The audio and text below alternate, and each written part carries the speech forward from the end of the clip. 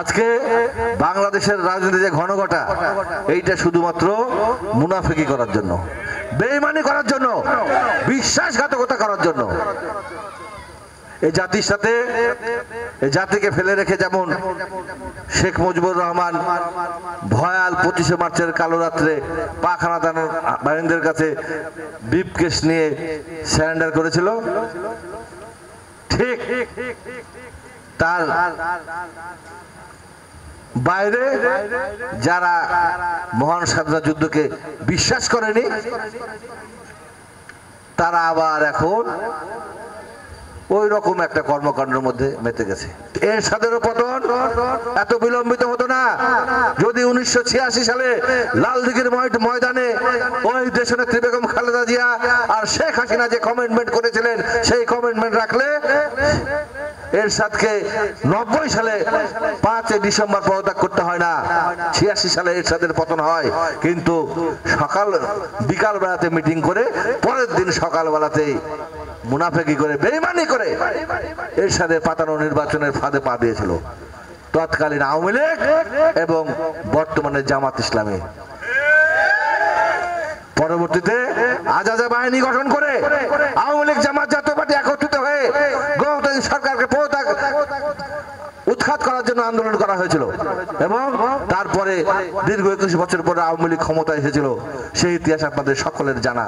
ক্ষমতায় এসে 21 বছর পর খাই খাই খাই খাই খাই খাই আমরা জেলখানাতে যারা ছিলাম অনেকের সাক্ষাৎ পেয়েছি।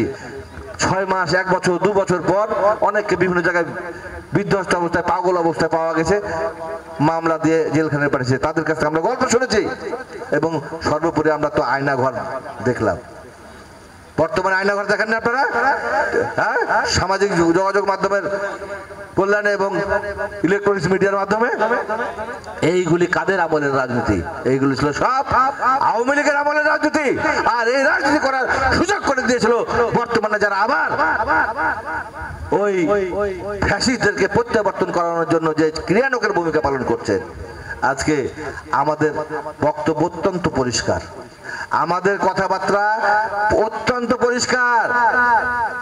দেশনেত্রী বেগম খালেদা জিয়া ইতিহাসের রাখাল রাজা শহীদ রাষ্ট্রপতি জিয়া রহমানের যোগ্য উত্তরসূরি হিসেবে আমাদের নেতা তারেক রহমান এই জন্মগ্রহণ করেছিলেন উনি সোনার চামচ অথবা রূপার কাঠি দিয়ে, কিন্তু উনার কর্মকাণ্ড সেরকম ছিল না। উনি বগুড়ার বাগবাড়িতে প্রথমে প্রাথমিক সদস্য হয়েছিলেন, তারপরে যুগ্ম মহাসচিব হয়েছেন, তারপরে সিনিয়র ভাইস চেয়ারম্যান হয়েছেন। দীর্ঘ 8 বছর বর্তমানে দায়িত্ব পালন করছে ভারপ্রাপ্ত চেয়ারম্যানের। এবং এখন বাংলাদেশের মানুষ জানে যে একজন পরিপক্ক এবং হচ্ছে দেশপ্রেমিকদের ঐক্যের প্রতীক যেমন দেশনেত্রী বেগম খালেদা জিয়া, ঠিক তারই যোগ্য উত্তরসূরি হচ্ছে আমাদের জনাব তারেক রহমান। আর আজকে একটা স্টেটমেন্ট দেখছি যে একসাথে যৌথ বিবৃতি দিয়ে নাকি শপথ ভঙ্গ করেছে। 2 দিন আগে 3 দিন আগে কত একবারে করলেন, অভিনন্দন জানালেন এপ্রিল মাসের নির্বাচনকে, তার আগে কত কি করলেন, আর আজকে তিতা হয়ে গেল।